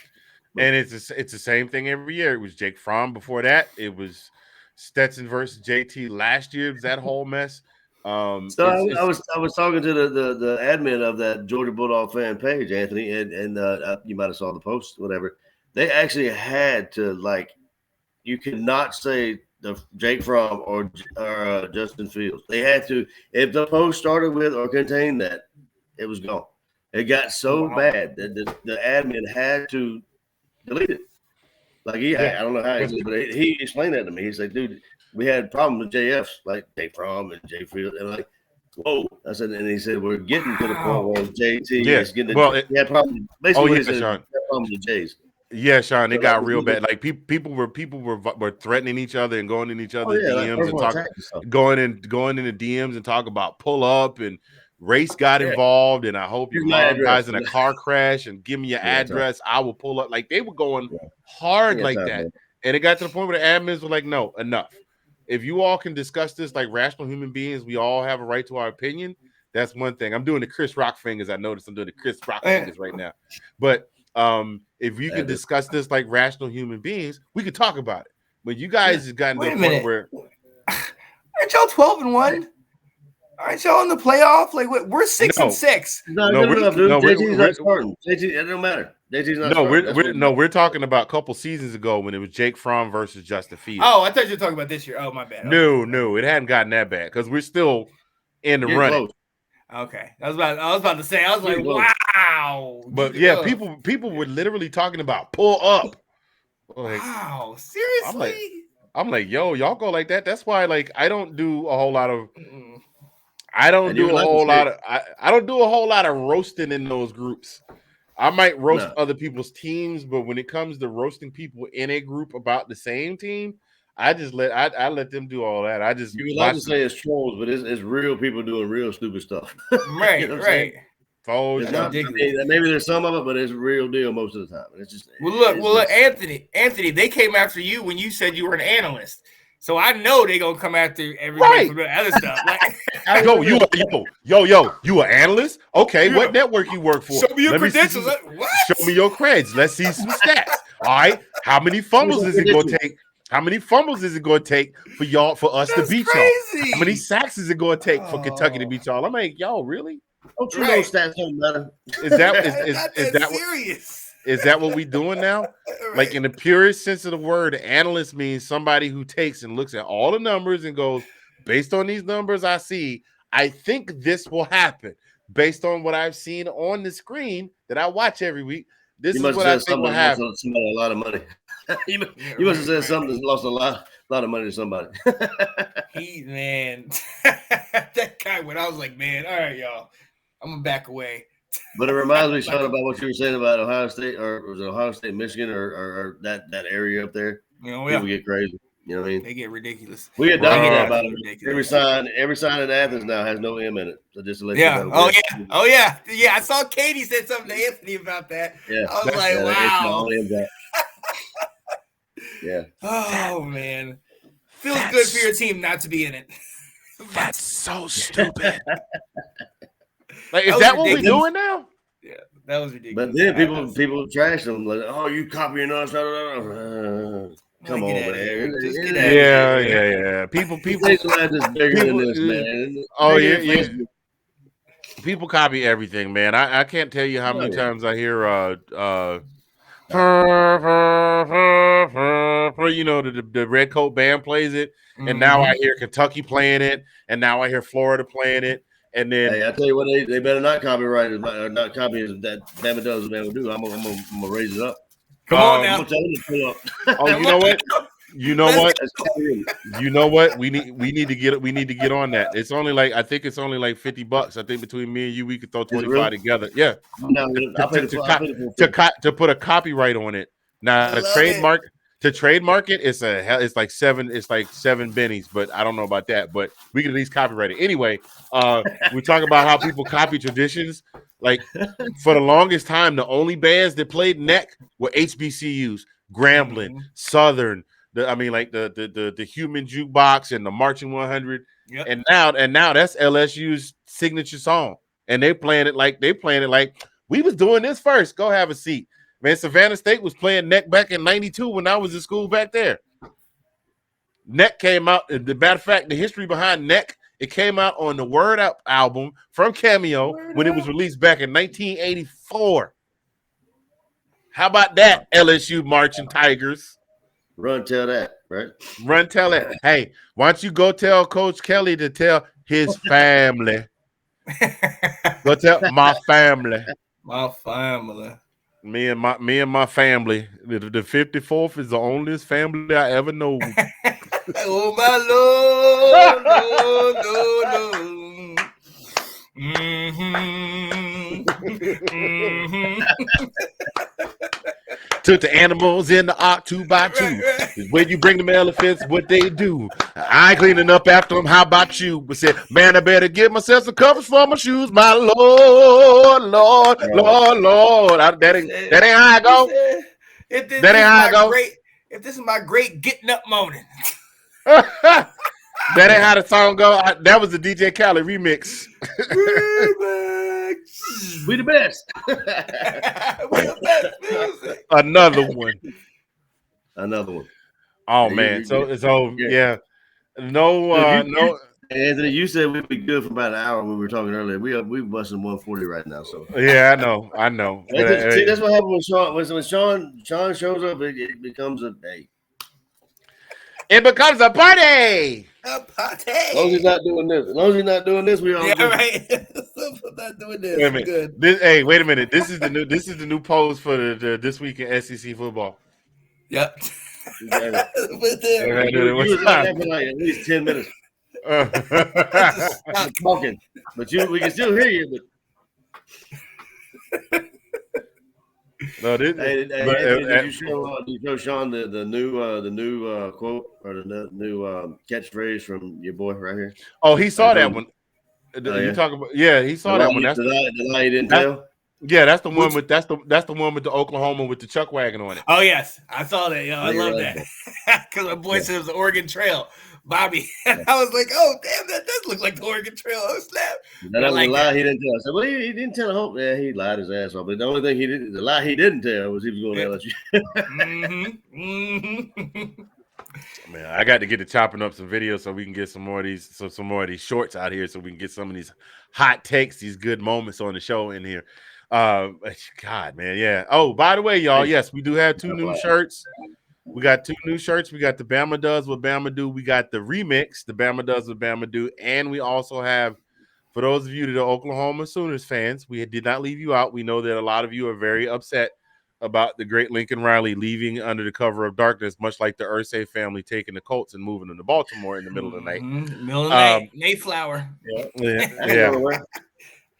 But no, man. I got some furniture coming. We gonna put some other stuff in there that they had told me to come and get the other furniture and take it out, and they was gonna bring the new furniture in the morning. That's what they said do. So all of y'all can come in the morning, and everything will be here, and the receptionist will still be sitting at the front desk. That's what they told me. But we know that you all are upset about how Lincoln Riley left. So to commemorate, we came up with a nice little shirt. You can't see it here on the live broadcast. I'll edit it in later. It should be up on the screen right now. Beautiful, wonderful little shirt you can go pick up over at our spread shop, which is Zagnif-apparel.com/myspreadshop.com. I'm surprised I can remember that because I can't remember the names of coaches and stats or nothing like that. But I guess it's all about the money. It's all about the Benjamins, baby. Sorry. we got to talk a little bit more about Georgia so I can come up with some nonsense about Georgia. So we get a t-shirt about Georgia at least. We got 2 teams. 2 teams today, Georgia. We got 2 teams. Catchphrases. Teams I don't even care about. I got 2 catchphrases for them. Man. Hey, well, look, it happens though, but it's gotta be natural. It can't be forced. It's got to be natural. No, I know. You know what I noticed? What I noticed, Collin, is most of your sayings come out after about a 3rd can of whatever it is that is you drinking. Oh wait, he froze. That's absolutely wrong. The first catchphrase ever, I was stone cold when you said no. What got me is whenever we were just talking. The first episode I was on, I'll be honest with you, we were just talking. It's supposed to be in a dry run, and then out of nowhere, Anthony goes, "All right, we live in 5 minutes or 5 seconds." Yeah. I said, "Bro, really?" And I'm like, yeah. Where's my makeup? Where's it? I don't know what's going on. But that's when that came out. I legitimately wanted to say Bama does what Bama does. I wanted to, but it didn't come out that way. Yeah, It was perfect. Hey, look, that lie he never told, damn sure came out. It was like I was watching. I wasn't really counting, but I kept noticing. I was like, he must got a cooler or something over there. Because every time I turn around, I just hear click, click. No, only 3. I mean, it was 3. Yeah, like round about that third one, it's like we get a jewel. Yeah. I'm gonna start keeping a graphic. Every time you crack one, I'm gonna say it's gonna have a thing go and then 1. The number 1's gonna pop through. Then the next time you grab was 2. 2. He's heating up. Yeah. Oh man, not the NBA Jam. He's on fire. Man, just put the flame up. Had the Collinisms as soon as you're he's on for 3. Duncan for 3. Let's go. No, NBA Jam was the bomb, yo. When you got on fire, you could just shoot from like the stands. Absolutely, shoot from the locker room.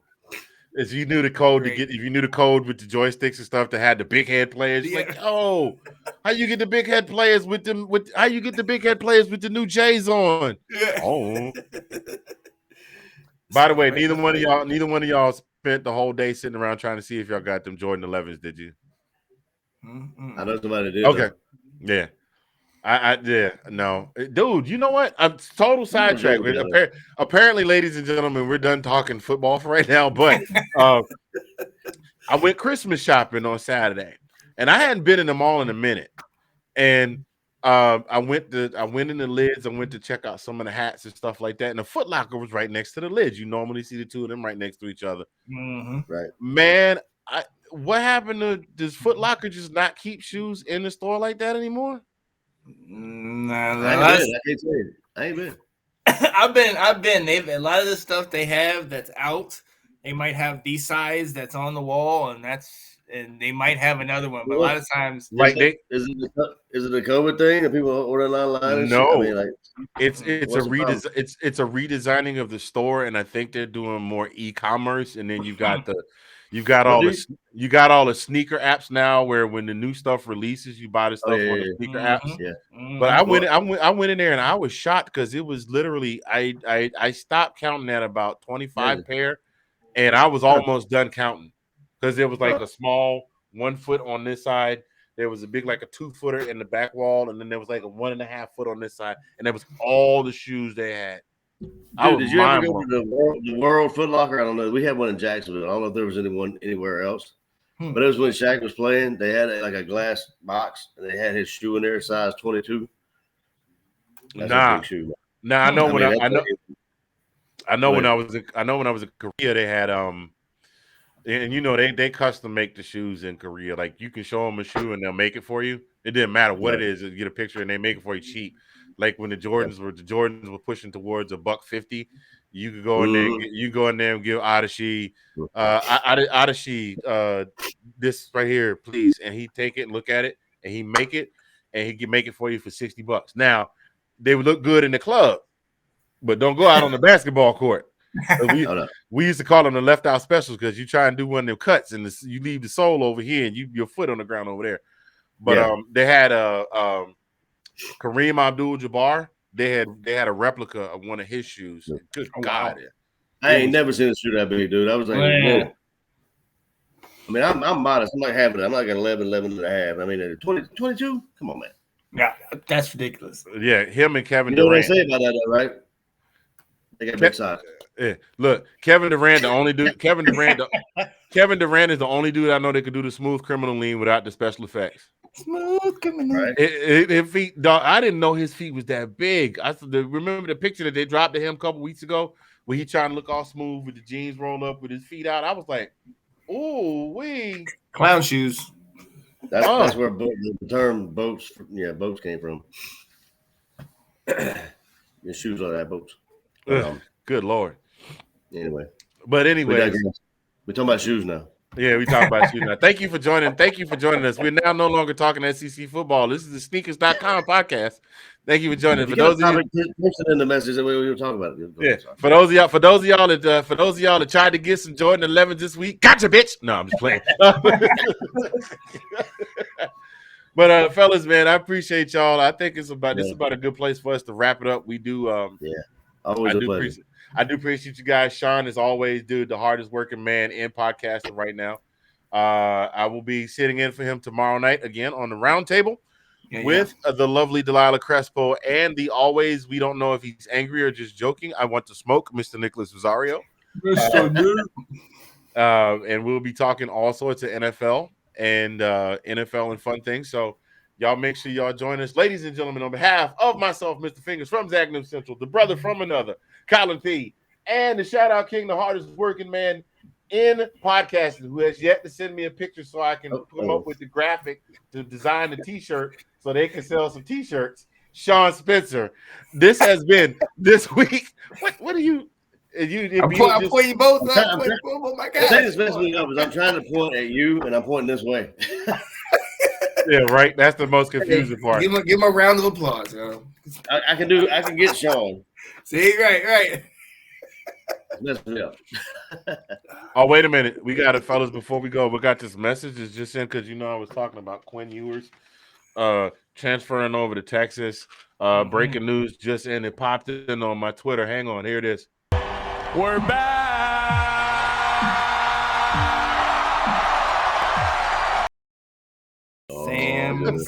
Sam. Yeah, we don't know. We'll see. They got a lot of work to do. 6 straight losses. No, they're definitely not back. Anyway, folks, we appreciate y'all. We're going to get out of here. We will be back next Monday. Tomorrow night, I'll be on. Hey, Collin, if you're not doing anything, you following NFL at all? Or I mean, we both follow the Falcons. So, I mean, I don't know how much you can say we followed. Listen, we'll talk after you're in the hunt. The Falcons. I know. I was surprised. That's what I'll do. You're tied with us. I just saw we're in the hunt. But anyway, Anthony, your question, I do have my son, but I mean, I'll pop in. Okay, right. Yeah, we might have you pop in to talk about the Falcons a little bit. Anyway, ladies and gentlemen, me, Sean, Collin, we'll catch y'all next Monday. Holla at your boy. See you guys.